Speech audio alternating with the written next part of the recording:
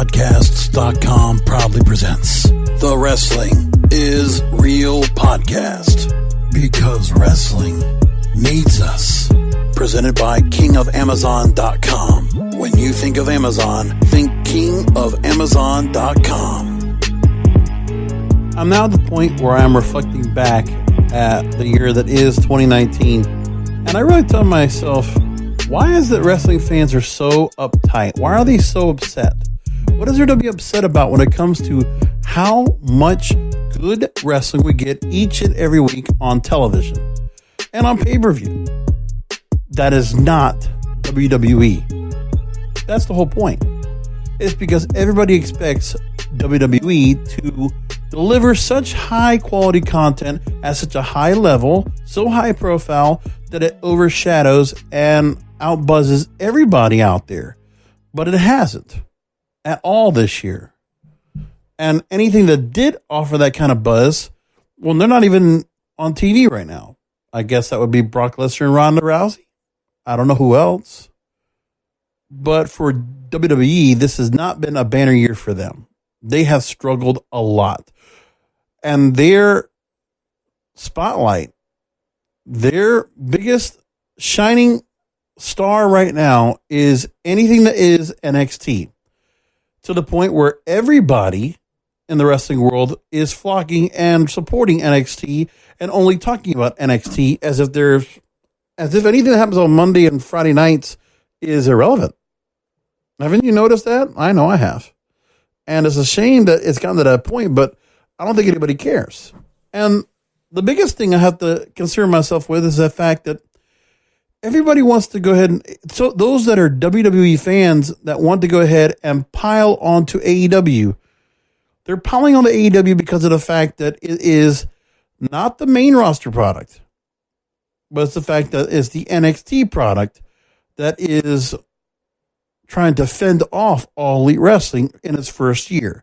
And all it has been able to do so far is a stalemate. Is that good or bad? You can say what you want about that. But I don't know. For me, it doesn't make a difference. I mean, everybody is so polarized about AEW. I just don't understand it. And it's ridiculous. When everybody is up and at it over different headlines right now. Okay, let's look at the current headlines that we're hearing about as of late. All right. So you have new Hall of Fame announcements for the WWE Hall of Fame. NWO and Batista are now announced, and people are fidgeting and bickering and debating whether Six or X-Pac, Sean Waltman, should be included as the fourth member of the NWO. Okay, I'm saying yes. If anybody cares about my opinion, I'd say absolutely yes. He was definitely a part of the NWO. Was the fourth member and was allowed in. Was not added as a later addition. He was just the fourth member that was added after the fact. He never changed sides. He was always that side of the NWO. And I prefer to remember Sean Waltman as Six instead of X-Pac. But then again, that's the guy that's me being a little bit more of the WCW centric kind of guy over WWE back in the day. Then a number of releases, The Ascension, Luke Harper, Sin Cara. Oh, well. So there's that. And I said, there's also the constant bickering of AEW and WWE fans in the Twitter playground, complaining about Jake Hager, making comments about Greta Thunberg being named Times Person of the Year, to various issues. There's various shit that's going on. Let's be honest. It's all it is shit. It's stupid. When, honestly, I've been looking forward to this weekend more than Survivor Series or NXT TakeOver Weekend because of the fact that we have another great major independent breaking ground on pay-per-view. But with the NWA, it's a different story because they're not doing in just what they did with the NWA 70th or their pop-up event, which they put out without putting out a regular episode of Power this week, leading up to the NWA in its current form. The NWA in its current form is fantastic. It's so good right now. It's ridiculous. I can't even tell you how much I'm enjoying the NWA product. And now we get Into the Fire, a pay-per-view, stock, lock, and barrel of the old school style NWA product. It's so good. I can't wait to get started with it this weekend. Coming up this Saturday. It's really going to be great. You have that, and a really telling trio of supercards this weekend, which I will do a post show here at kingofpodcasts.com, the brand newly redone kingofpodcasts.com. Yes, for the mobile users, the desktop users, I decided to make some significant changes to the website. Decided the WordPress 2020 theme looked good. Decided to take some of the ad gunk off of there and clean it up. It looks nice. I feel good about it. I actually like it. I don't mind it. So it's all there. Perfect.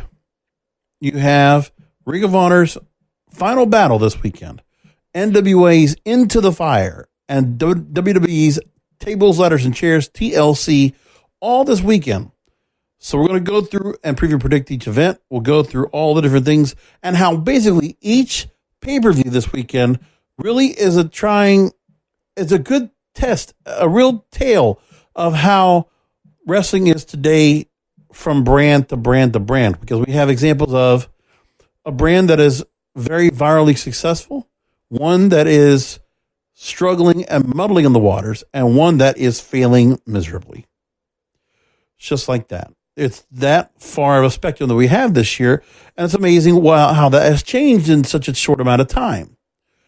Because NWA was not really so much on the map as of yet this time last year. Ring of Honor was still in a pretty good spot. It was actually doing quite well. And WWE has been struggling. They weren't struggling just as much as they are now, but they were starting to make some things where they were making some concessions this time last year that hurt them tremendously. I'm also going to go ahead and continue with part 2 of my year review of 2019 in pro wrestling, looking at the build to WrestleMania 35, because at this point, going into February, March, and April, no AEW talk, not too much, all in the background, because people were wondering what's going to happen to some of the stars, because WrestleMania was the end talk. So we look at the poor build-up of Becky Lynch, the departure of Dean Ambrose, and those NXT call-ups that were all corporate and creatively challenged. I'll talk all about that here on the program coming up. So again, like I said, kingofpodcasts.com, much easier to go and take a look and read. You'll see all the posts. You'll see the headlines down the bottom. And again, I took some of the ads out. I just took a lot of that out. So for that, I hope all of you will enjoy to look at the site and check it out every day for all the headlines at the very bottom from WrestleView.com. I put those up and let those get populated regularly every day. And of course, I have new episodes always coming up. So whether it's a post show or it's a brand new weekly episode, you always have that to come back to. So you always got a reason to come check out kingofpodcasts.com. And I hope you do.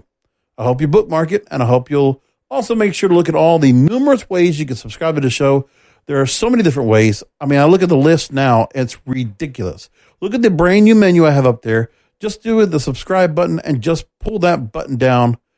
Apple Podcasts, Google Podcasts, Spotify, iHeartRadio, Stitcher, Spreaker, Deezer, CastBox, Podcast Addict. You can also find the show on YouTube, because all my stuff from my Broadcasters podcast, my program, which is the Umbrella Series when I'm not podcasting, and this show are all available on YouTube. You can find a link on the website, or you can go to youtube.com/JBRASCO951, like the movie Johnny Brasco, J Brasco 951. That's what you look for on YouTube, or just do a search for King of Podcasts. You'll find me there too. And of course, if you want to find out how to follow me, it's all up there too. Twitter, Facebook, Instagram, all there available for you as well. Take a look at that for yourselves. And also a great little search button at the very top of the page. So if you need to find anything about what I've ever talked about, if you want an opinion on anything I've talked about, you will have an easy way to go ahead and pinpoint any comments, any commentary that I might have had about anything in wrestling since 2012. Since I started this program. Next Wednesday, when I record this show, it will mark the 7th anniversary. It's be the 8th anniversary of this program. 77th anniversary. We'll start year 8 of the Wrestling Observer podcast next week, shortly after the 500th episode. That's how it all works. Anyway, if you're looking to do some last-minute shopping for Christmas, I hope you will consider going through my special link for all your Amazon purchases. I'll tell you what, it's something nice to be getting somebody an Amazon gift card and saying, hey, you know what? Here you go. Go ahead and send over some gift cards in some nice, cool little ways so that you can have them nicely decorated and then you can get them sent over to you in no time. Or you can just get all the presents that you need without having to go through the major lines and all. And there you go. You just get all your presents. You'll have them sent to you in more than enough time. They'll be in boxes. So you don't have to do anything more than just gift wrap them. And there you go. KingofAmazon.com. KingofAmazon.com. That's the reason the URL is there. Because anytime you do any shopping for Amazon through KingofAmazon.com, you're helping out this show tremendously. And I hope you will consider that throughout. Let's get to the heart of the matter, as Don Henley would say. And that's an old reference. If you don't know what it is, Google it. All right. So there's a few things that happened this week that I guess we can go ahead and bring up and talk about. I already made my points about the NWO going into the Hall of Fame. Hulk Hogan, Scott Hall, Kevin Nash, X-Pac. Yes. Or 6. Yes. Let it be enough. Dave Batista wants Fit Finlay to go ahead and induct him into the Hall of Fame. Cool. Let's go into the wrestlers, and they were released this weekend. That happened all through Sunday. I almost thought about, talking about it, but then I didn't. I was going to do a show. I thought about it, but then I said, yeah, you know what? I'm not going to do it. So here's what we got. Again, Sin Cara, Luke Harper, Conor O'Brien, Rick Victor, The Ascension, all released from their contracts. Sin Cara was in the middle of a contract. Luke Harper was basically into the end of his contract. The Ascension, I wasn't sure about that. But let me go ahead and get into what Meltzer says from the Wrestling Observer newsletter. He says a couple of weeks ago, there was a push by some in management to let unhappy wrestlers go. Vince was the person who was resisting letting them go because the feeling is they could jump to the competition. Triple H was the one that convinced Vince to grant Dustin Runnels, or Goldust, his release, so he may have played a part in convincing McMahon to grant the latest releases. The feeling is that the company will let some wrestlers go, specifically wrestlers who will not make a huge difference if All Elite Wrestling were interested in signing them. AEW is not looking to sign a lot of former stars, so there's no guarantee of that. All right, got it. Luke Harper. He's going to then now go back to his original name of Brody Lee, which is what he used to work under back on the Indies, back in the Northeast End. I have talked about how I've listened to the Pain Clinic show. I haven't listened to it in a couple of years now, but I remember they used to have Brody Lee on, whether they talked about him a lot or they would go ahead and, bring him on the show. And there was a lot of talk about him being from Rochester and having, doing pretty good and had a pretty good run. And, for Luke Harper, they always felt like he was underutilized and he was not used well.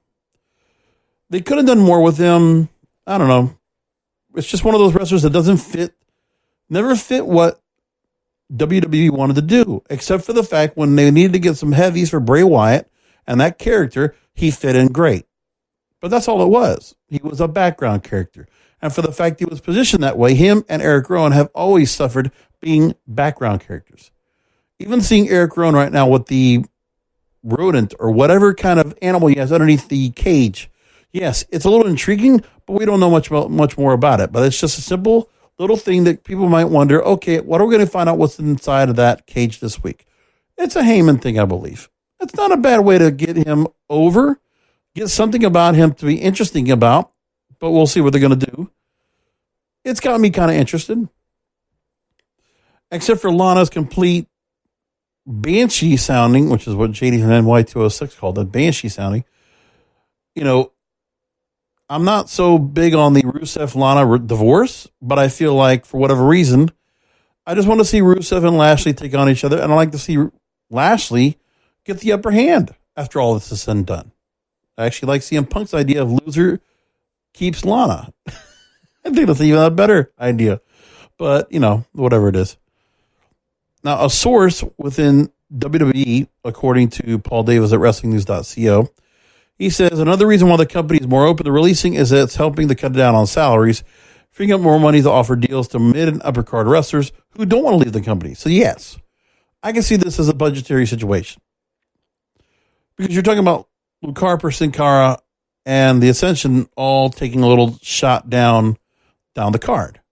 The other thing I haven't mentioned also that's on the list of things that are going on, sure, Robert Roode and Primo Colon violating the wellness policy. I'm not big about that. It was whatever it is. Personally, it's very unimportant in my own point. Then there's the fact that there might be more wrestlers that might go away as well.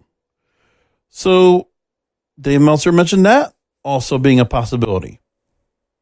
And Meltzer says there's more to come, he's heard. I was told there'd be more releases, quote, and then I was told no one was getting released. This kind of goes back and forth on what they're going to do. There's people who have asked for release that were not released.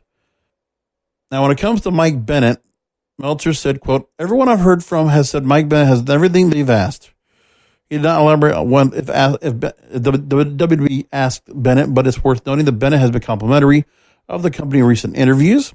Downplayed the speculation that he was unhappy about his recent storyline with wife Maria Kanellis, which I believe is now more or less what's happening with what they're going to put him on when it comes to the Lana Rusev storyline. I think that's where it went. Something like that. Or kind of, sort of, I'm not sure. So now Meltzer then also followed up and kind of confirmed the reports from WrestlingNews.co is that the wrestlers that were released on Sunday was to free up money that could be used to sweeten offers for mid and upper card wrestlers thinking about leaving and having their contracts expire soon. So there's a couple names to keep an eye out in the next couple of months. There's an opt-out clause for Rey Mysterio in his contract that would let him leave before his 2-year deal expires. At the moment, he's U.S. champion, and he'll defend that title coming up at TLC. The Revival and their deal is set to expire in a few months. You know, they're still trying to go ahead and have a little feud with the New Day for the tag team titles. And Kairi Sane's contract is also up in February, and she's now currently champions of the Kabuki Warriors with Asuka. Now, all the wrestlers that were released would most likely be free agents by March 8th. And the person that's most likely to get an offer from All Elite Wrestling could be Luke Harper. Well, personally, of all those four, I think if you're going to do anything with Luke Harper, I don't know if Brody Lee goes to there. I personally think Brody Lee does not make his way to All Elite Wrestling. I personally think that Court Bauer is going to want to take a hand on him. I think Court Bauer or Billy Corgan, I think NWA or MLW will actually, I think people are going to overlook Brody Lee. And I think Brody Lee will probably be better fit to NWA or MLW. Now that's a bold prediction. And people could say, oh, maybe he's going to go somewhere else. Booker T's talking about he should go to New Japan. If they'll take him, he has options, and that's fine.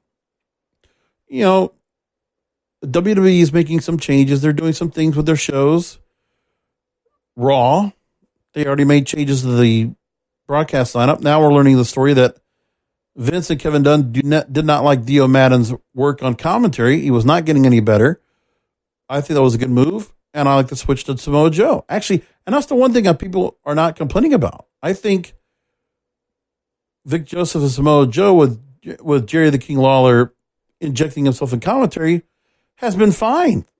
I haven't had any problem there. And I haven't had much of a problem with Corey Graves and Michael Cole.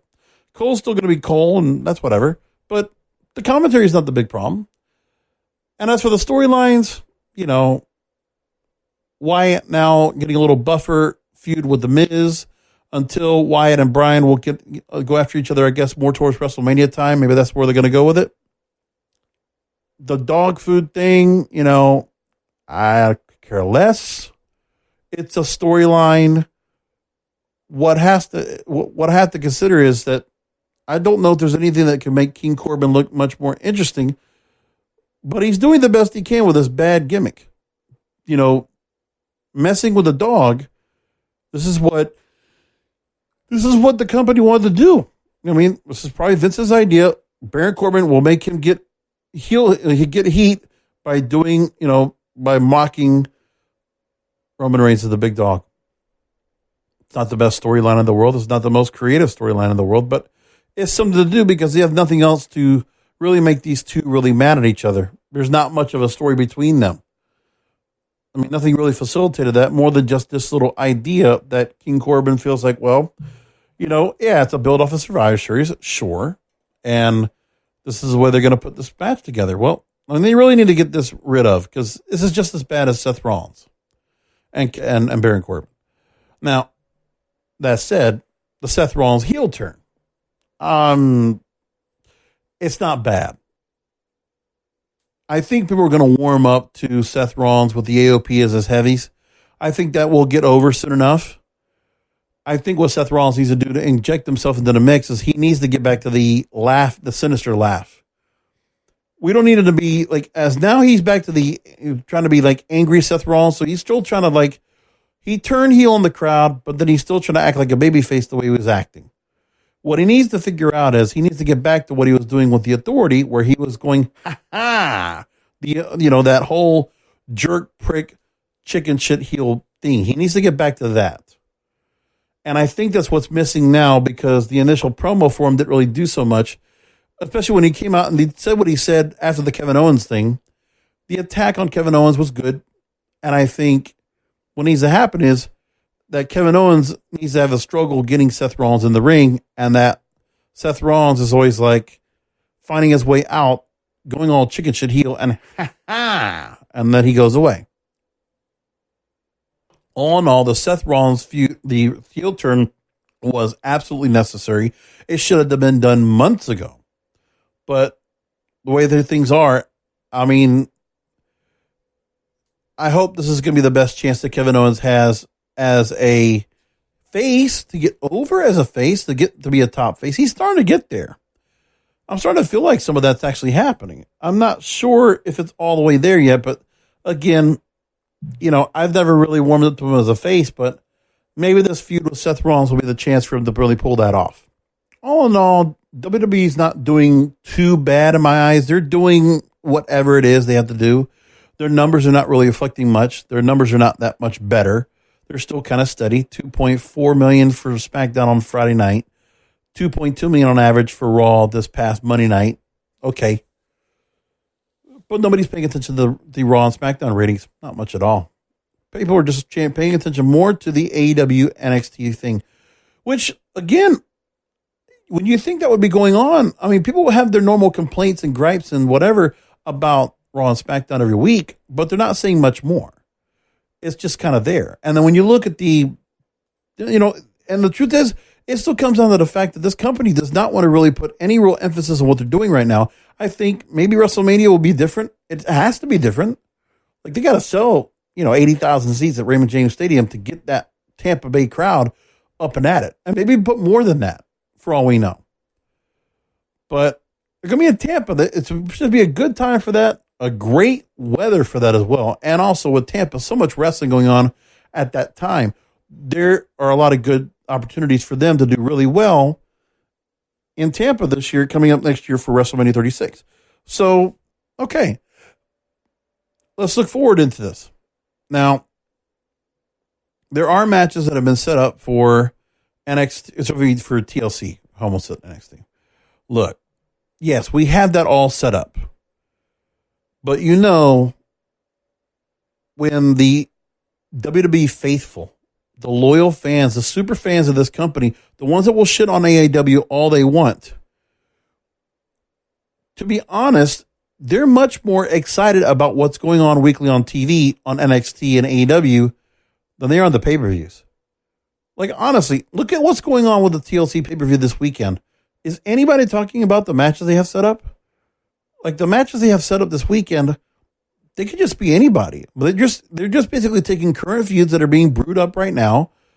And then here's a match at TLC. A couple of matches have been set up, and that was very last minute. From what I know, they never had a full build of the Reigns Corbin match. The Miz Bray Wyatt match, we never really had a build of that either. They never really said, okay, the match is at TLC. SmackDown Tag Team titles? I don't know if they did or not.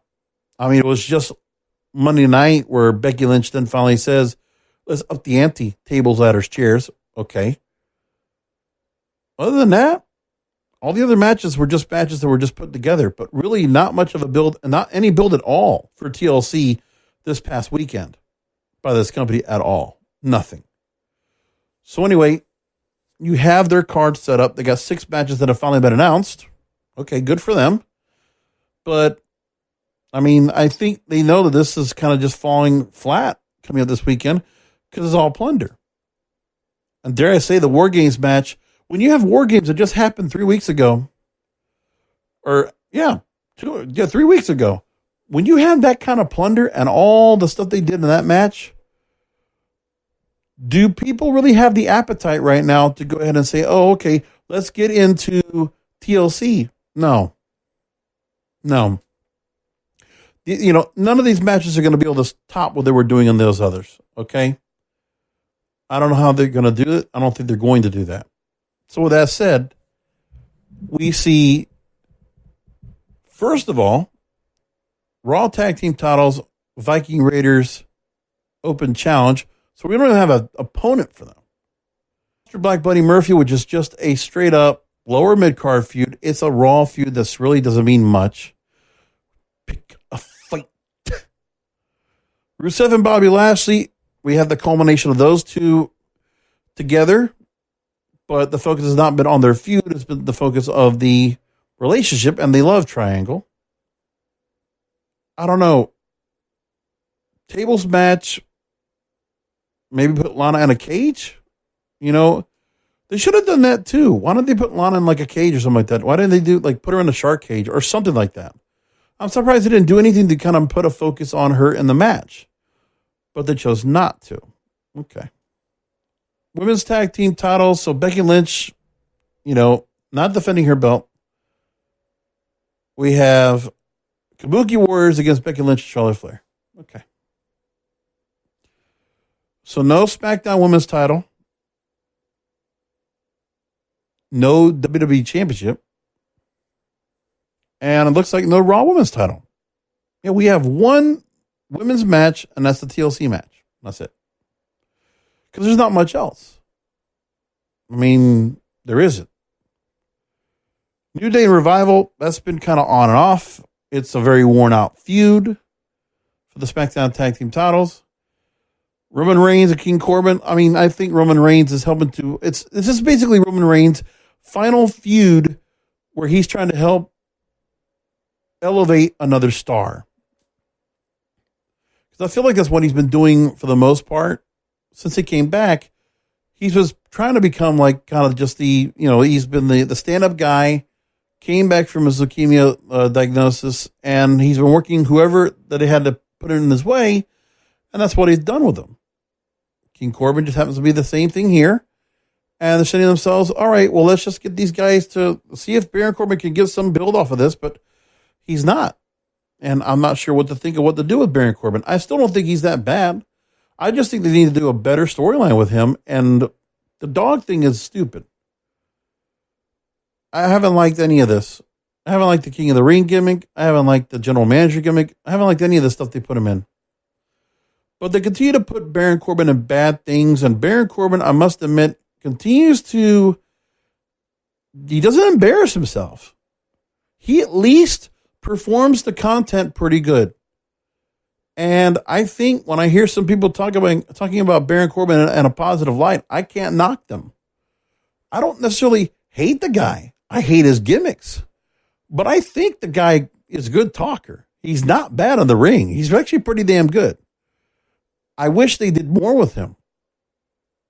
But Baron Corbin, I don't feel like Paul Heyman's getting much of an impression on him at all. I think that's Vince that's trying to make something of Baron Corbin. He's been trying to push Baron Corbin for a long time. But Baron Corbin isn't the top heel on either brand. And he's just not much at all. Oh, and people nitpicking over Sami Zayn breaking the wild card rule. You know what? If this is the things you're worried about, you're nitpicking over the Monday and Friday products.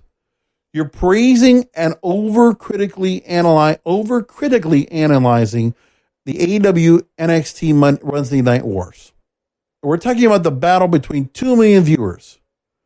The 2 million viewers that most likely watch on Monday and Friday nights, respectively, alone. Okay? Probably not much of a lap over that anyway. And so NXT and AEW are fighting for the same audience that watches Raw and SmackDown. Those faithful baseline audience of 2.5 million viewers that watch Raw and SmackDown every Monday and Friday night without fail. There's basically, for the last 2 months, people are just trying to convince them, these two brands are convincing themselves, well, WWE's trying to convince that audience, yes, please watch our show on Wednesday. And AEW says, no, you don't want to watch another WWE show. Watch us on Wednesdays. That's it. Because AEW and WWE are not, in my opinion, they're not bringing in new audiences. I don't see what they're doing to bring in new audiences. I mean, maybe you might get a certain crowd that will watch AEW that is a little more PC friendly, much more younger. I mean, they're obviously getting a younger crowd. And that's because they are kind of playing up to some of the things that are kind of, I guess, considered cool. You know, some of the wrestlers do cater to a younger product. The Darby Allins, the Jimmy Havoc's, some of the women they brought on board, Luchasaurus, Jungle Boy, the Best Friends.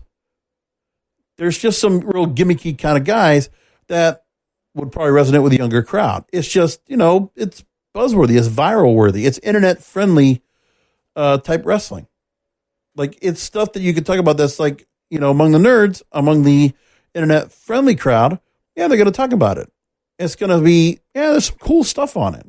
That's what AEW's got, maybe a few cool things. The NXT also has the cool factor as well. But they're also in a cool factor in the way they're kind of being like much more rock, much more, you know, thrash metal type of feel to it. Meanwhile, you know, I feel like AEW is almost like a kind of Adult Swim. It's just it's a land of misfits on that show for the most part, centered around a good nucleus of pretty good stars. Like I really do like an AEW. Chris Jericho's great. Cody Rhodes, two of the best talkers in the business. I think the Inner Circle idea for Chris Jericho's working. I think it's being effective. Santana Ortiz, I think, you're looking good. They're definitely giving a different feel to LAX, which I was really surprised they were able to do. Sammy Guevara, I think he's getting elevated here. I mean, he's a cruiserweight that people were talking about, and, you know, he definitely identifies with the group. I like the MJF build. I like his elevation right now against Cody. They're not putting them together right away. You know, Cody now has the Butcher Blade Bunny kind of thing to work off of. So MJF is just throwing stuff at Cody, a lot of roadblocks. I like that. Pure chicken shit heel from MJF. So you're going to really love it when MJF eventually is able to get his paws onto, when Cody can get his paws onto him and hit a crossroads on him or whatever the hell he wants. That'll be good. Yes, there's a lot of different dark gimmicks on this show. Yeah, Dark Order, the Brandy Rhodes, the Nightmare Collective. The Nightmare Collective, I'm still kind of interested in. I mean, they're teasing enough to give me something off of there. I'm not bored by it. Am I like totally impressed? No, but my curiosity factor for AEW is absolutely at a fever pitch. I am curious of what they're doing. I haven't been able to wrap my head around their whole identity yet. I mean, I really think that's what it is. You still have the Elite in their spots. You know, Omega's got a spot. Moxley's in there.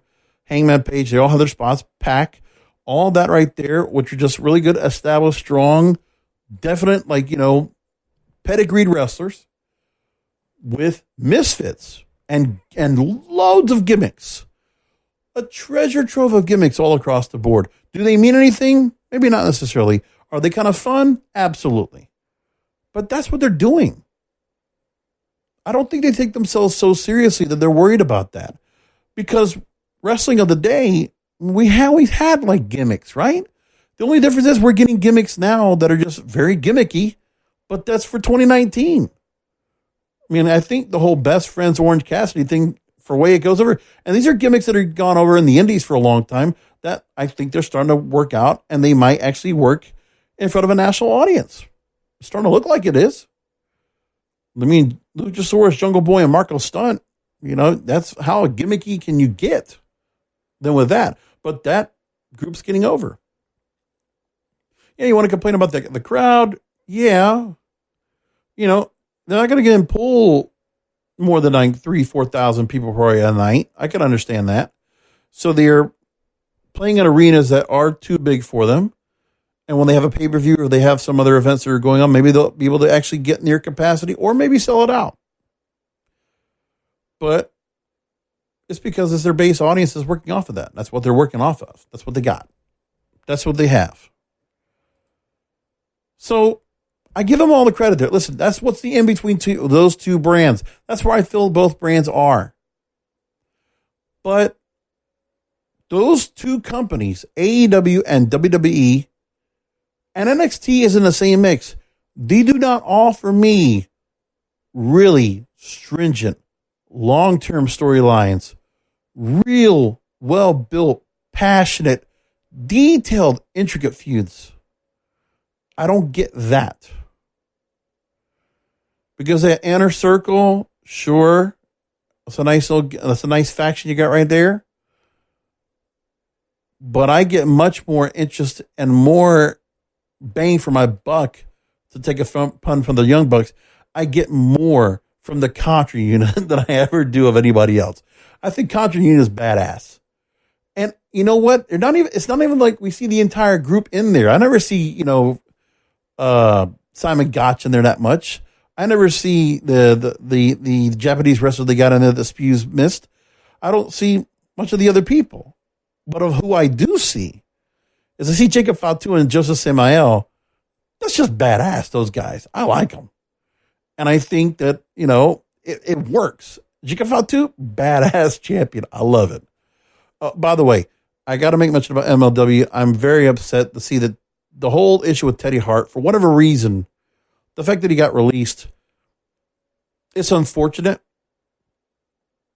I think he got screwed, but then again, he's been given some bad hands in his career. It's just been the way he's been. He's just had some bad hands at life. I just hope that the guy, whatever the situation that plays out, that he will be exonerated, because it sounds like whatever they were trying to blame him for shouldn't have been, and that hopefully someone else will go ahead and pick him up. I don't know who, but I hope Teddy Hart gets picked up by somebody. I'm just saying, for my own sake, a Canadian promotion like Impact Wrestling, Don Callis, Scott D'Amore, get on the fucking phone. Will you call Teddy Hart and put him on that show? I want him and the cat. I want them on the show. Do it. And it's unfortunate. So now what happens to the Hart Foundation? I guess that gets broken up. Now that you took Teddy Hart away, it's just a shame, because I don't know what you do with it.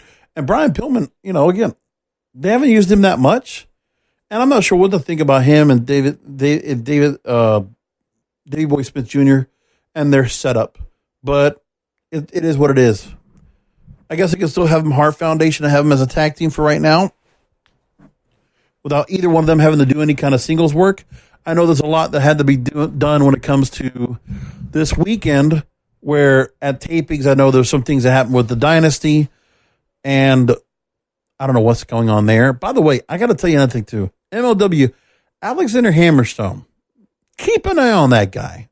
That guy is getting over too. The whole thing with the Dynasty, nothing is said much about MJ. I mean, MJF, of course, in AEW with Wardlow is fantastic, but so overshadowed by MJF and the work in the Dynasty.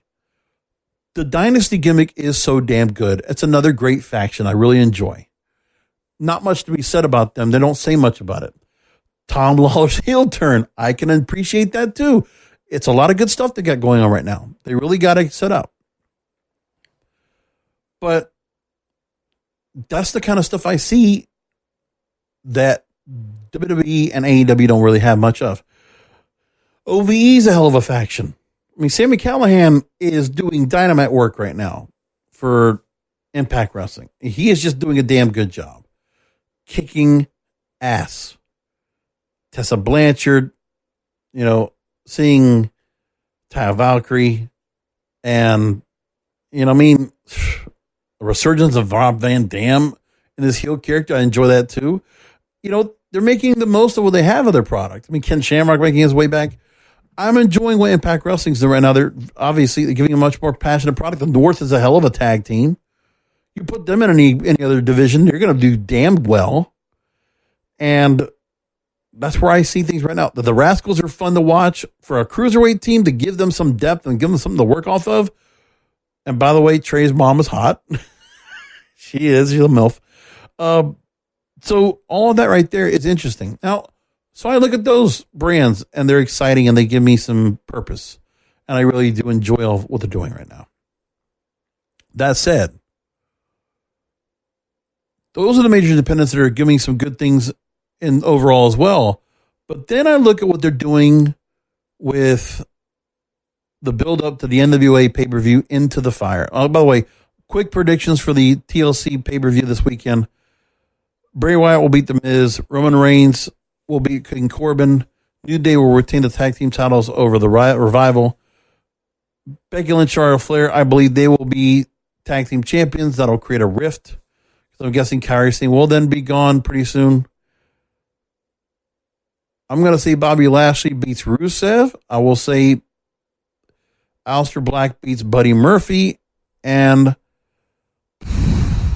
Viking Raiders, I think AOP come out and they accompany Seth Rollins and AOP instantly become champions. That's what I think. Take it for what it is. I think they would go ahead and spoil that feud just because. Might not be a good idea, but I think they would do that. That's just me. Or I think they'll have the AOP come out. AOP will beat them down, and that'll set things up in the WrestleMania season. And it'll be an open challenge, but there will be a no contest. I think they won't even have a match. How about that? I would now like to go ahead and move my conversation to NWA's Into the Fire, which is this weekend, which is an example of what a hell of a show, man. You want to talk about well built out over the last 3 months. The storylines, the build to matches, the build of just everything. It's been very well done. Look at what we have coming up. 7 o'clock start time this Saturday, GPB Studios. So the NWA Power feel you're going to have throughout. I don't know how they're going to be able to do it for a live show, but I'm looking forward to it. Joe Galli accompanied by Stu Bennett at commentary. That's more exciting as well. And the matches, damn. Come on. Good matches all across. Tag team match. Only 2 women from Molina's Trio will be allowed to compete in the match.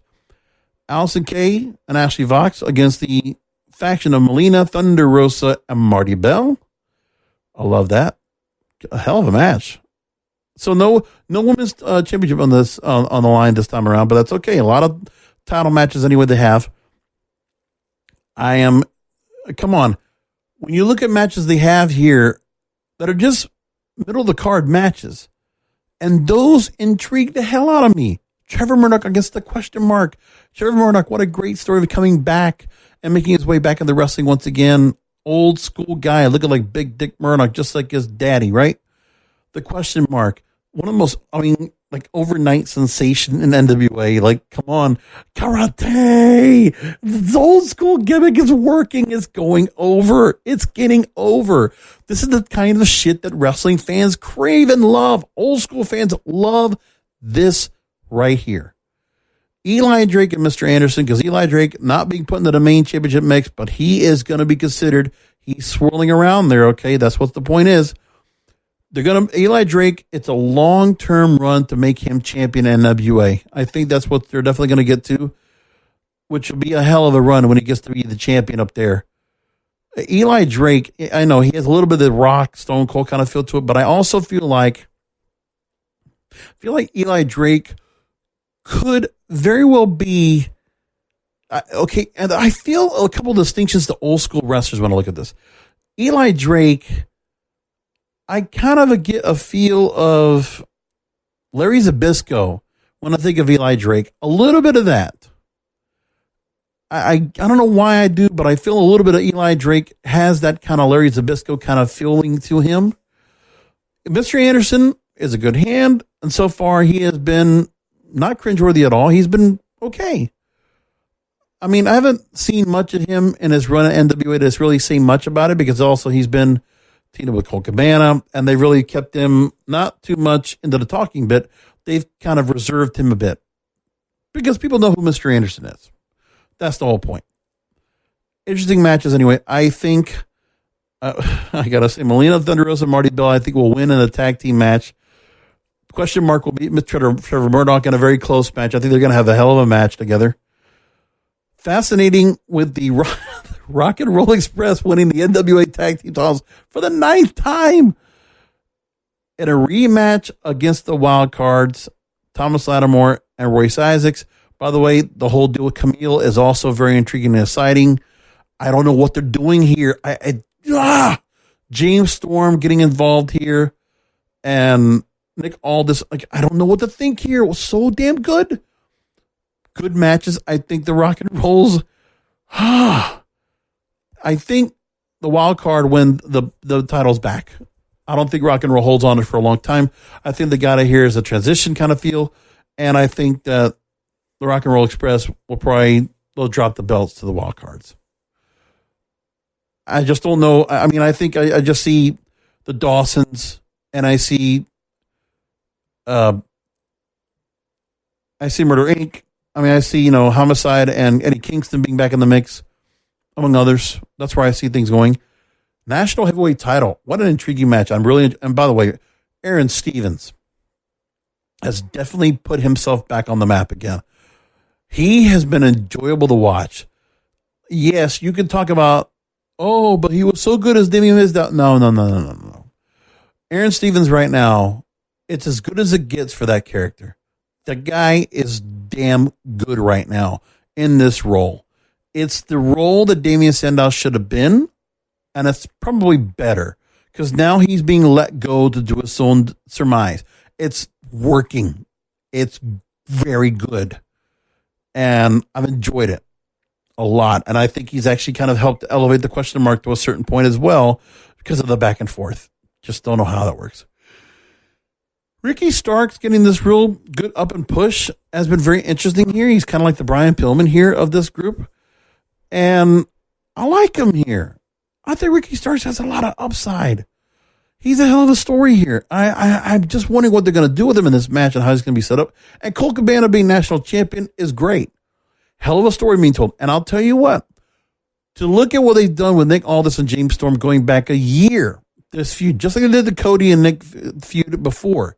Nick Aldis, in the same vein, I want to reflect an old school wrestler to others. And Nick Aldis, take the accent away. Nick Aldis reminds me of Nick Bockwinkel. Another Nick. Nick Aldis reminds me of Nick Bockwinkel. Not even a question there, because it's just the look, the style, the presence, the delivery of his promos. I feel that. Bockwinkel was great at his time. Fantastic. So Nick Aldis here fits this role. James Storm, really good right now. As good or better than he ever was in Impact Wrestling or TNA. This might be the best stuff he's done in a singles run of all. And don't get me wrong, I thought James Storm as an Impact champion or TNA champion was great. Thought that run was very good. Him and Robert Roode, I loved it. But this right here, there's something magical here with him and Nick Aldis. I don't know what it is. I saw the pop-up event. Hell of a match. Great 30 minutes that we're doing together. Couldn't get past the commentary. It was just a little bit, Bush League. But that's okay. Joe Galley, Stu Bennett, calling a 2 out of 3 falls match for the World's Heavyweight Championship. Miss Charlotte, the 10 pounds of gold. That's what I'm talking about. Great. And the other thing is, we don't even know where Camille's going to be in the mix. Camille, the insurance policy, this is the thing too. Everything they tell you on this damn show, I know it all because I pay attention in an hour long of the show. It's so good. The whole every minute of this show is great. All of it.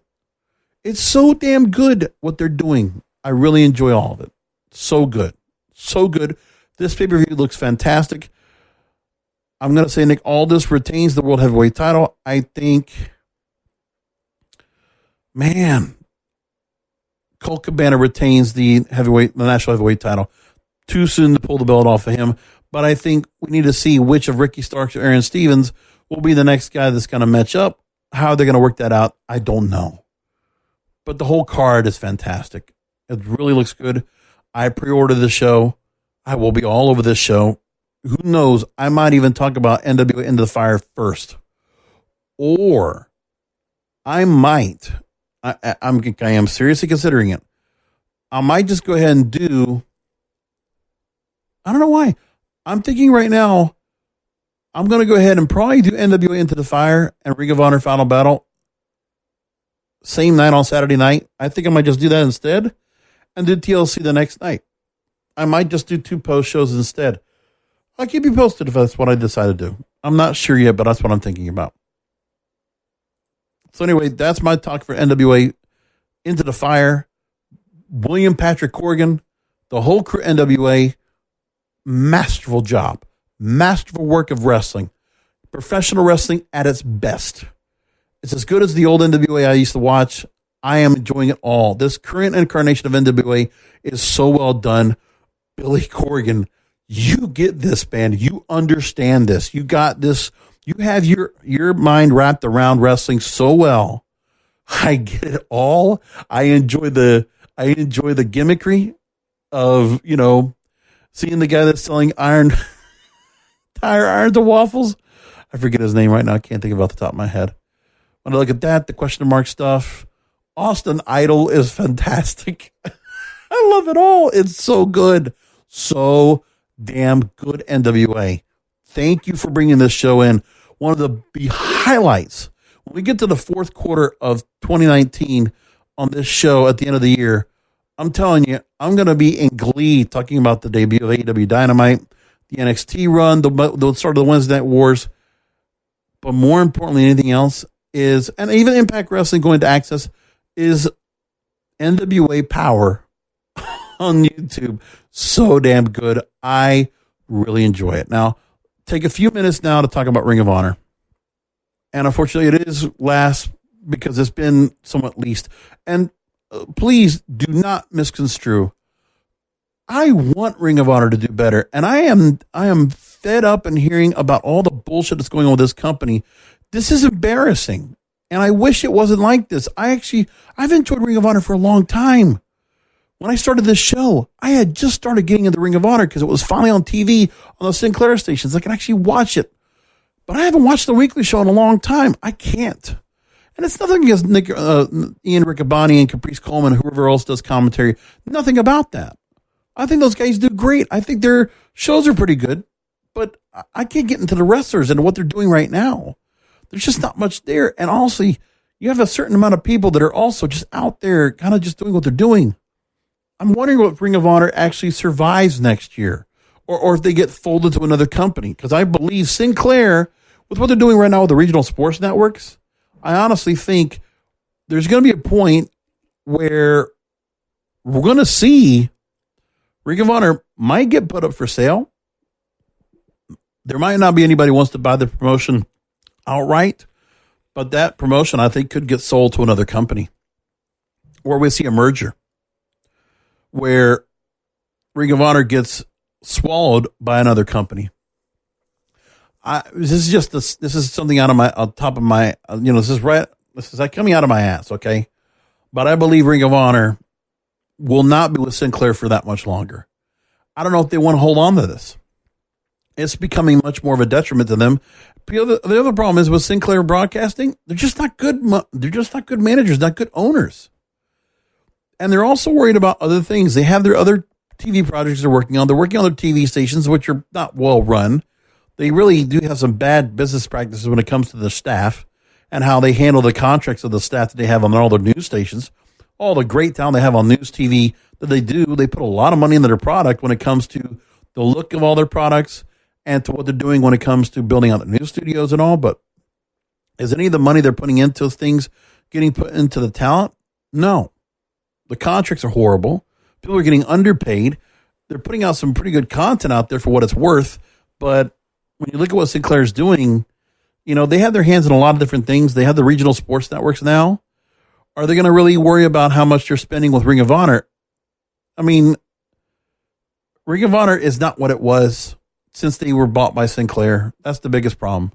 And obviously, they have been micromanaged now, and they're now they've been given the mid-level management. Joe Koff is kind of a bit of hands-off, it looks like, when it comes to what is going on. He's still the mouthpiece of the company, the COO of the company, but, you know, nothing more than a figurehead at this point. But there's a whole lot of problems here. And that's what the biggest problem is.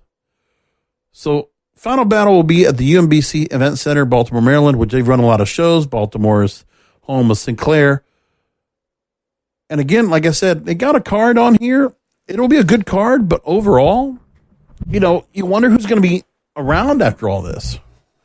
And also, it's such a hodgepodge of storylines here and things that are going on that it's just not that exciting to me. For me, not watching and following along with the product that much, I'm not excited about it. But I'm going to watch. That I will do. So again, looking at Red Titus, Kenny King, we are bringing back the All Night Express. And, you know, it's kind of just a one-off feud. I think Kenny King wins. Now you got Joe Henry and Dalton Castle. And I believe, isn't it that they don't like each other? They're taking on Silas Young and Josh Woods. So there's nothing much to that match. I guess Joe Henry, Dalton Castle, you know, putting a team to that really doesn't like each other. I believe that's how it works. I'm still trying to figure out Joe Henry being in this storyline here or being in this company and Dalton Castle being thrown into near the top of the mid card. You know, the lower part of the mid card. I don't like that. And that's not a good place for him to be. Who knows? He might be the curtain jerker for this show coming up on Friday night. With that said, Maria Manic versus Angelina Love. I think Maria Manic will win. And at the moment, have we heard anything about what's going to happen with the current Ring of Honor Women's title? The Women of Honor Championship? I don't think we've heard a thing about it. So, Kelly Klein's out. Will they have vacated the title at this point? And will they allow Maria Manic and Angelina Love? Or are they going to have a tournament, I guess, coming up in January, something like that, to crown a new champion? I don't know what they're going to do with that yet.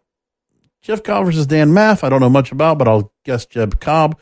Again, a lot of moving pieces as well, because they're bringing in talent here that we just don't know about, we never heard about. So we have to worry about that as well. Next up, Marty Scurll, the villain, and Flip Gordon versus Bandito and Flamita. Now, with this, I mean, it'll be a good match just because it'll be a lot of high flying, a couple of luchadors in the mix. Marty Scurll probably on the way out. And I think if anybody's going to go AEW first before Luke Harper, Marty Scurll is definitely in. He will be in AEW. Mark the words. I think everybody else is pretty confident about that.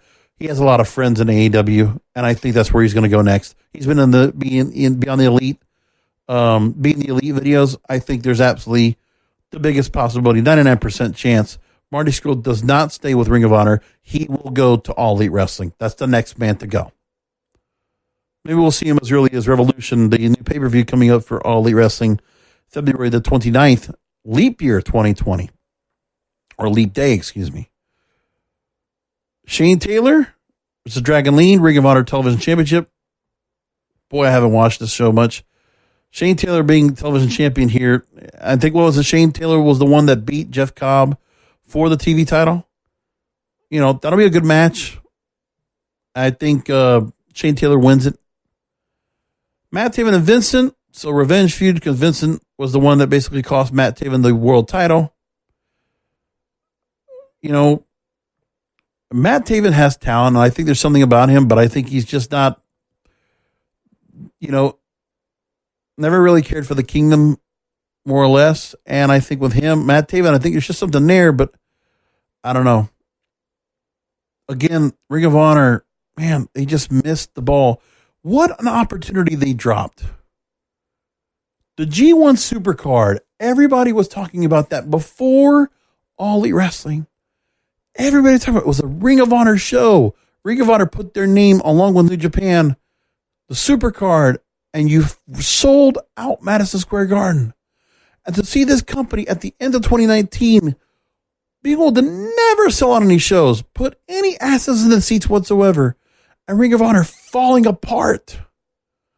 And then everything that came with Joey Mercury and all the things being said about it, and Kelly Klein and the concussion protocol, and seeing her thrown out, like trash. It's unfortunate. And Kelly Klein, I hope she finds her way back somewhere. I think she's talented as hell. And listen, I'm just saying, Kelly Klein, I don't think she could ever come to NXT because there's way too many different stars that kind of look like or kind of have the feel of her anyway.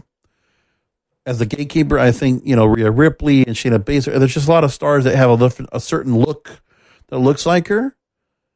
I think Kelly Klein, the Impact Wrestling roster, she would probably not do bad there. I think what would work for Kelly Klein personally to me, you could put her in NWA, but NWA doesn't have a really big roster at the moment, so I don't know if they're going to add anybody right now. I think if Court Bauer is looking to do anything with that women's division in MLW, I think if you get a girl like, you get a women's wrestler like Kelly Klein in there, I think that's a fantastic move for them. So I hope MLW will look at Kelly Klein and try to bring her in, or at least consider her anyway. I think that would be great once she does feel right to go and do that. I would love to see that. Bully Ray versus Mark Haskins, the Lifeblood, man, that really never did much for me at all. That Lifeblood gimmick, that faction, doesn't mean much to me. They really haven't built them strong. So I think Mark Haskins wins over Bully Ray. It'll be nice to see the moment. Bully Ray will get a table out. They'll have a stint, and Bully Ray will probably drop the match to him. So Mark Haskins, much like Flip Gordon, will get a bit of a push from what they're doing right now. Briscoes against Jay Lethal and Jonathan Gresham. That should be a good match altogether. I think Briscoes retain the tag team titles. Briscoes, hey, bless them. They are still, them and Jay Lethal are the holdovers of Ring of Honor. And along with Dalton Castle, those are the biggest stars they got. I don't believe Roosh and Dragon Lee have really found their spot here. I really don't feel like there's much here. I am interested in seeing Roosh and PCO in this match. PCO he actually really defended the company, and I think the way he interviewed himself, I feel like PCO might become champion this Friday. I can see that happening. Now, he spoke to Main Event Radio, Pierre-Carl Ouellet. He spoke to Ryan Ryder about his world title match against Roosh, Final Battle. So here's what he said. This match has been planned for a long time. They made sure it was promoted the right way. Starting last year, Final Battle, culminating 12 months later. I think I'm the wrestler with the best stats in the whole company. Roosh has gone undefeated so far, but I came in before him, and I think only had one loss before with more total matches than him. And he mentions how he won the Ring of Honor World Tag Team titles, the Ring of Honor 6-man World Tag Team titles, which, by the way, are we even doing 6-man tag team titles, or that's gone, I guess? I guess it is. He won the Crockett Cup, NWA World Tag Team Championships, and he was supposed to go to do the tag league with Brody King, but he tore his ACL, so that's why we haven't seen Brody King in a while. Had a championship match in Toronto with Matt Taven, which was tremendous, so he's gone a lot of ways around where he was at. Now, he talked about the morale in the Ring of Honor locker room, so this is from PCO. Maybe he's just putting on a good part of being a company guy. He says, we got a great team spirit in the Ring of Honor. Overall, you don't see jealousy much. We don't always travel everyone together, but we all get together. When we get all together, we get along. The atmosphere right now is excellent. We're all there to steal the show and do the best we can do. We had a big meeting in Baltimore 2 weeks ago with the office talking about the future. The big Sinclair Broadcasting office. Okay, they mentioned the president is so happy with the product that he has because they can put the program on every syndicated station, sold across the world of Canada, U.S., and South Africa, or Canada, U.K., and South Africa. Even if the attendance went down a little bit, the company is still doing well and is very healthy. They have a lot of people subscribing on Honor Club, so they're making money on that. They're making money on merchandise. And he mentions a story about Marty Scurll spoke up, said one time he had 5 stitches in his mouth. It cost $5,000 since he's from the UK. The company paid for the medical costs. They had me go to the hospital once when I landed on the cement floor, split my head open, had me go through a CAT scan to make sure my head was okay. It didn't cost me a thing. The office takes care of the boys. They take care of me. They pay for the bills. They are a first-class organization. As far as treating their talent professionally and humanly, only WWE can compare. Even WWE never treated me as good as Ring of Honor has. We all stay in first-class hotels. They ask you which airline you prefer to fly with. They're so professional, it's unbelievable. Joe Koff comes up to you and shakes your hand and asks you how everything is going. They have a lot of heart, and I can only see this company growing and getting better. We've been hurt by losing a lot of talent in a short span of time. We were rebuilding, and some new things are coming up for 2020. Great. He also said in this interview that we are launching a plan to be much more competitive with All Elite Wrestling and WWE. We want to make our show better and be part of the picture with the big guys. Interesting.